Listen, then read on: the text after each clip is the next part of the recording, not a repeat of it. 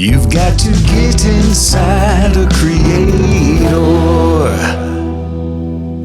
All right, welcome to the inaugural, the first ever episode of Get Inside a Creator, a deep journey into the mind and inside of a creator.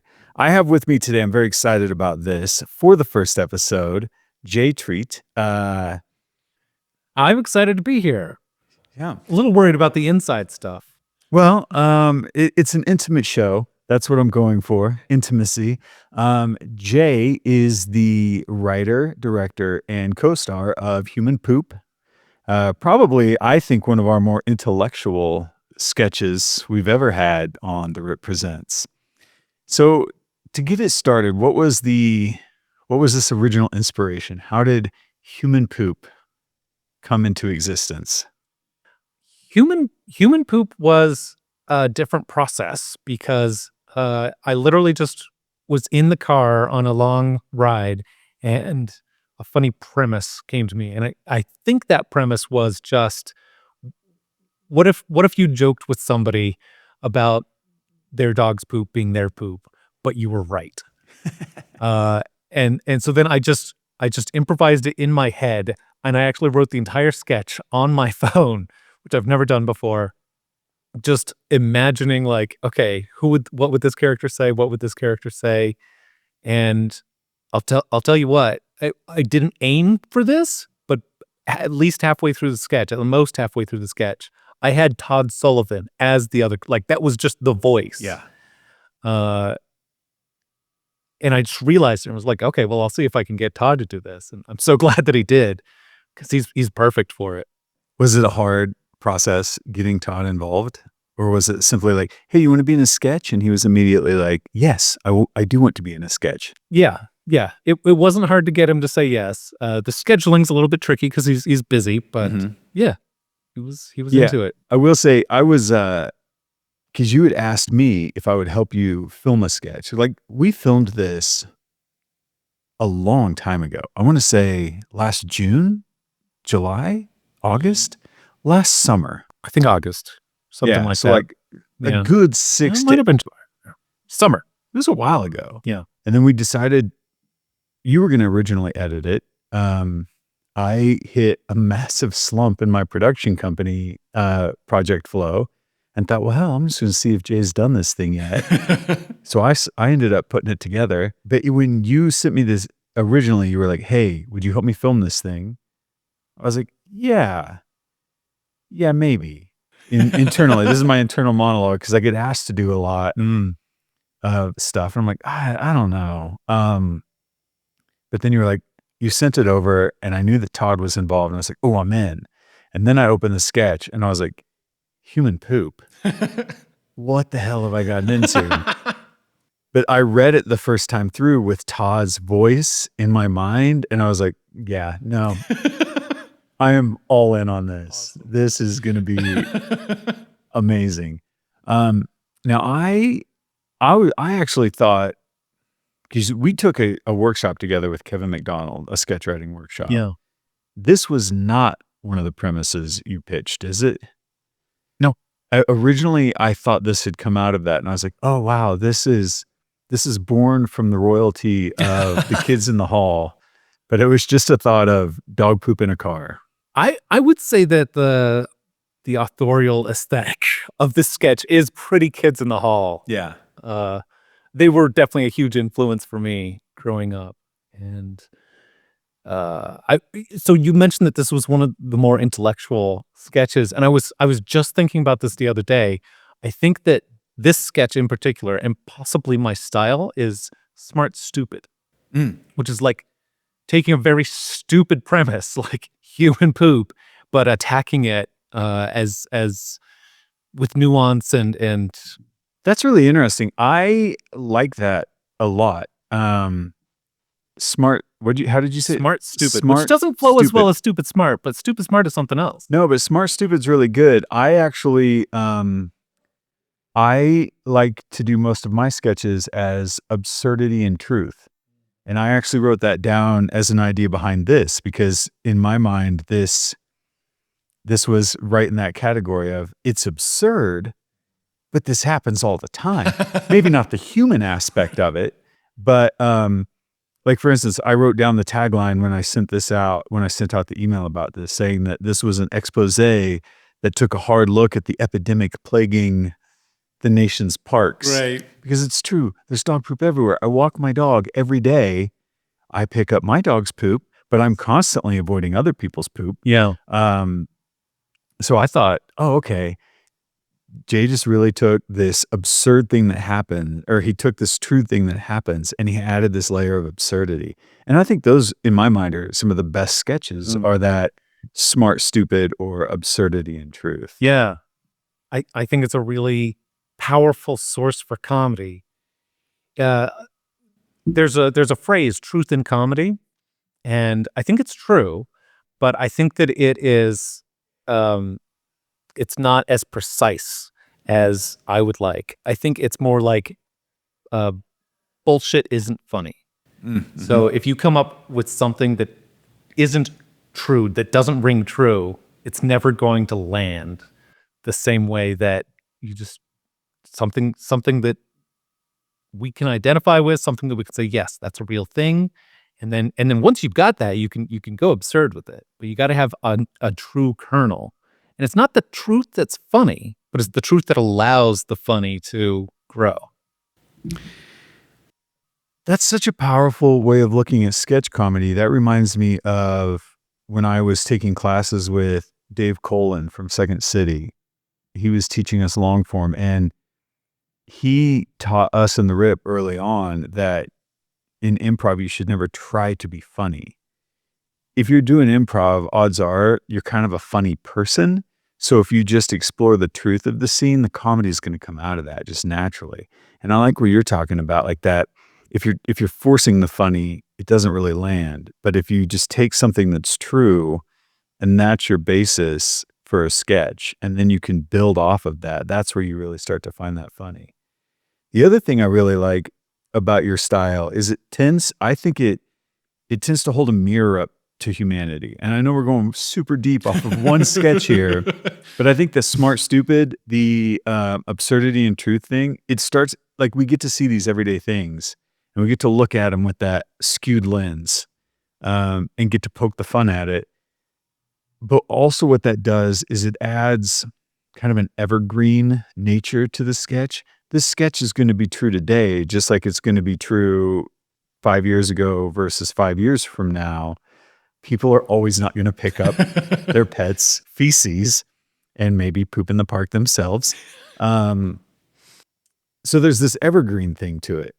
And the other thing that I love is it didn't make fun of a person. You didn't punch down. That's true. You didn't really punch up. You just made fun of a funny circumstance. It's kind of like the Carol Burnett aesthetic of comedy, where it's like, never make fun of a person, make fun of the situation.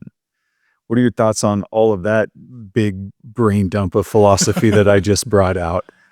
I agree with all of it. Carol Burnett is brilliant, and I loved that show.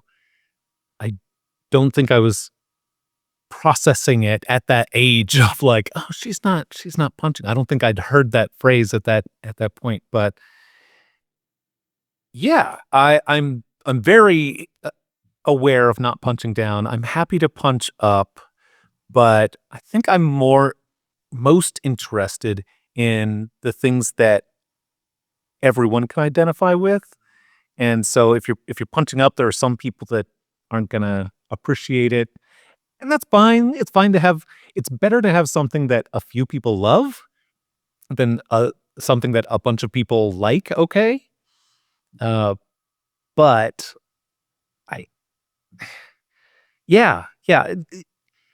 when you can it's not extrapolate. What's the opposite of extrapolate? When you can infer the funny behavior into human nature, right? This is about human nature. Mm-hmm.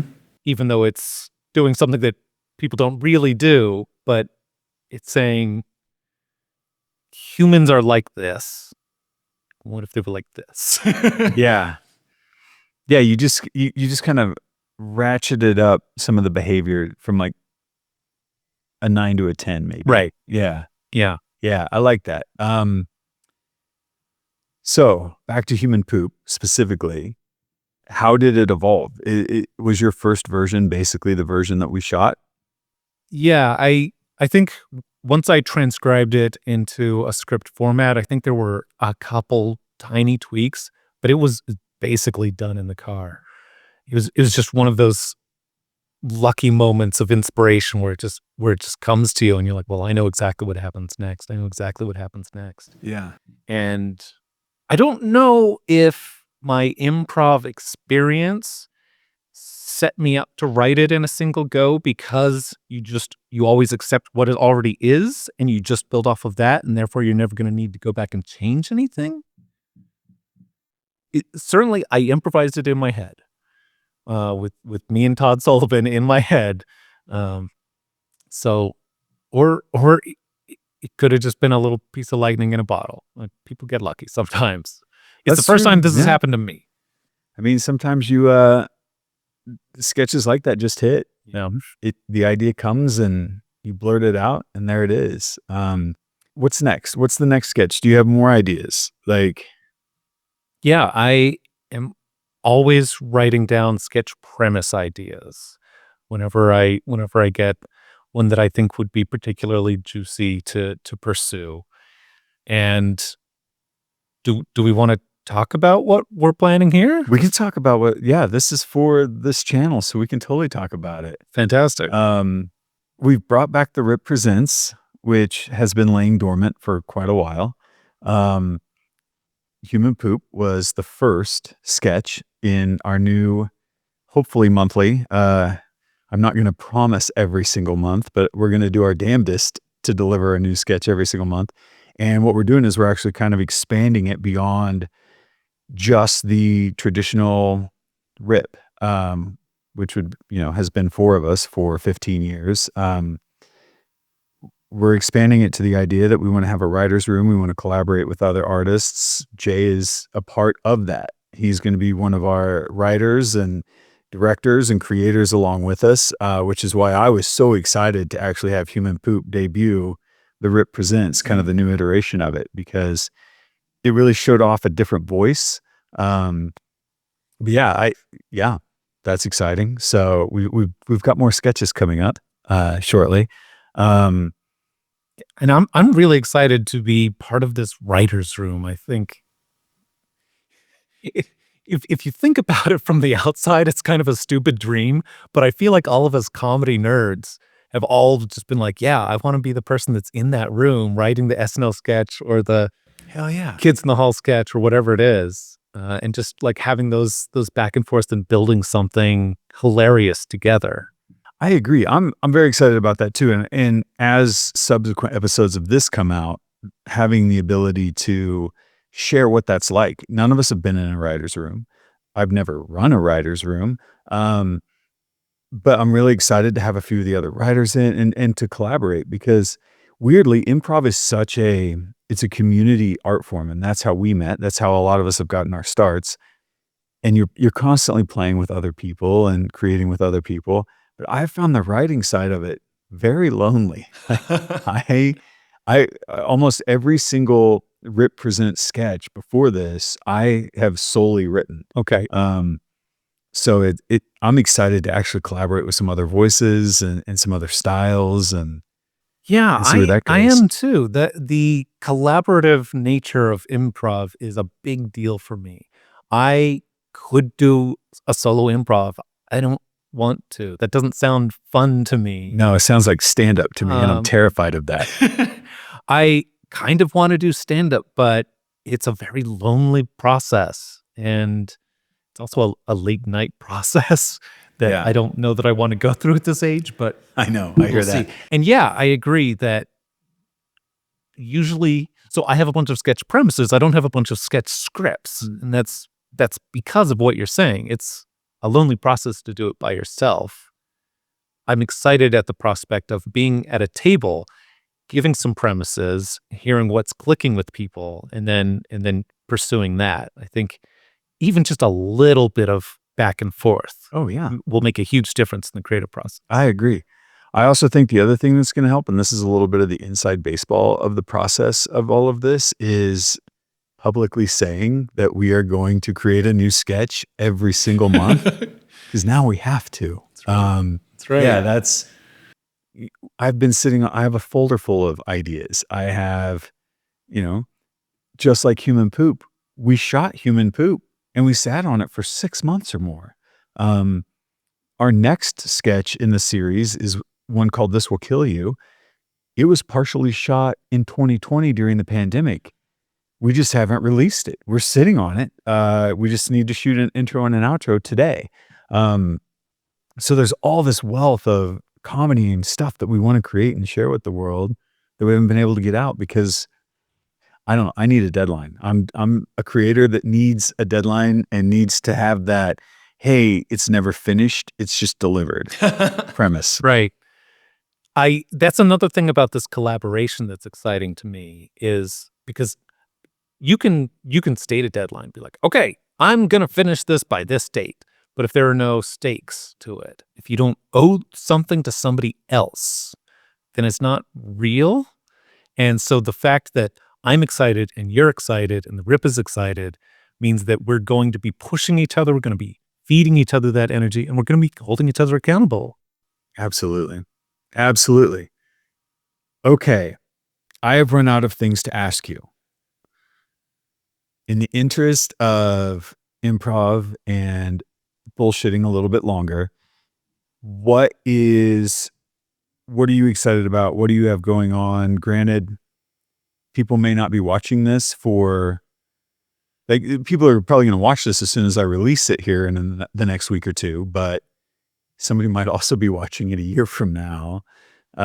Give us something that's good. Happily, another big project that I got started this year and that is going pretty great and that you're going to be part of tonight is Whose Scene Is It Anyway, which is my improv game show at What If Theater, it was inspired by the mass appeal of Hollywood squares combined with just the improvised fun and madness of Dropout TV and Game Changer and all the like. And so it's a game show where we get two contestants from the audience who are going to take turns casting scenes from movies that the audience gives us. Yeah. But scenes that never happened from them. And they get to choose so we're going to have 4 guest actors who are just some of the funniest comedians and improvisers in Denver. Be the people that the contestants are going to choose from. And to make it just, if you don't know that specific actor, another texture to who you choose is that each actor always has a different challenge going for them. These are kind of short formy challenges. Like somebody might have questions only. And so the next scene that they're in, Nice. they can only ask questions. That's just their rule. So their partner has their own own rule, which might be, you have to speak in this accent, or you're obsessed with cars, whatever it is. And the contestants are the ones that assign these challenges, and they can fill in some blanks sometimes. Wow. So all right. I'm excited. I had to miss the last one because I contracted COVID in 2025 on my birthday. And so I couldn't make it. So my wife filled in, and she's been talking about how excited she is. Margarita was great. Yeah. It was great to have her. She had a ball. Okay. One thing that I really want to get out of this, because I love behind the scenes and I love learning how other creators have done what they've done. And a lot of times we hear from, we're listening to like these luminaries in comedy or major Hollywood directors, and they're giving us advice. And we're sitting here going like, cool, Steven Spielberg. Thank you for that completely unreachable advice that I'll never be able to use at this point in my career. So let's strip this back. We're both young sketch writers. We're not as high up on the comedy totem pole as a Key and Peele, I think we can safely say. What is some advice or just some even general thoughts that you could offer to somebody else who's maybe aspiring at getting into filmmaking, comedy, sketch writing, a creator in general? What's something that is a great piece of advice or like a nugget that you hold on to? Don't create barriers for yourself. We ask ourselves, are we good enough? Like, should I even pursue this? Because I don't know if I have the stuff. And that held me back for a long. I didn't even consider doing comedy in any real sense until 10 years ago. Oh, wow. Even though I always thought of myself as the funny one among my friends, I was never like, yeah, but I'm not TV funny. Yeah. But if I had started doing comedy 15 years ago, maybe I would have been on Key and Peele. I don't know. And it occurs to me that greatness is a myth that is created by the people who don't want your competition. They say you have to be great in order to do great things, but that's not a real thing. It's just if you're passionate about something and you try to do stuff and lightning hits, then your work will be seen as great and then you'll be seen as great. But there's not like a gene. There's not something that makes me better than anybody else. Yeah. And it's that, well, should I even try this? Now, if you're interested in it, if you have passion for it, you already have the stuff, the primordial stuff from which talent and taste and style can grow. And that's all anybody has. That's all anybody has. Fantastic. I can't top that. That's good. Well, ladies and gentlemen, I think we have definitely gotten inside a creator today. Big thank you to Jay Treat for being my inaugural guest on whatever this is. Jay, thank you. And go watch Human Poop. It's quite the hard-hitting expose and a really great look at modern society. Check out Jay's upcoming work on JTreat3 is his Instagram. You can see upcoming sketches on theriponline.com that Jay is going to be writing, starring, and directing in. And from all of us here at Get Inside of a Creator, thank you for getting inside. Thanks for being gentle, Kaleb. Yeah, you're welcome. Thank you so much for taking the time to really get inside of a creator today. For the latest news and content from The Rip, you can always head to theriponline.com.